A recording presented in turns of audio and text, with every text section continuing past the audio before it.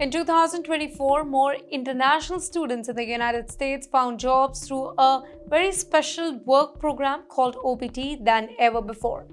The OPT program, short for Optional Practical Training, allows students from other countries studying in the US on an F1 visa to work legally in the US after finishing their studies, or sometimes even while they are studying. This program is specifically popular among students in technical fields like computer science, engineering, data science, and information technology. Some of the biggest American companies, including Amazon, Google, Microsoft, Tesla, Meta, and even Intel, were the top employers this particular year. These tech giants hired thousands of students under the OPT program, and many of them were Indian students.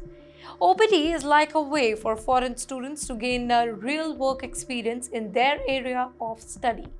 Normally, students get 12 months of work permission under OPT, but those who studied in STEM, that is, science, technology, engineering, and math fields, can actually apply for an additional 2-year extension, making it possible for them to work for up to 3 years in the US after graduation. The US Department of Homeland Security, which manages the OPT program, reported a sharp rise in the number of students using it in 2024. According to their database called SEVIS, Student and Exchange Visitor Information System, Indian students made up the largest group of OPT participants in the STEM field. Thousands of them were hired in roles like software engineering, machine learning, cloud computing, cybersecurity, and data analysis. Well, this rise in OPT hiring reflects how much US companies depend on international talent, specifically in the tech sector, and that too on Indians.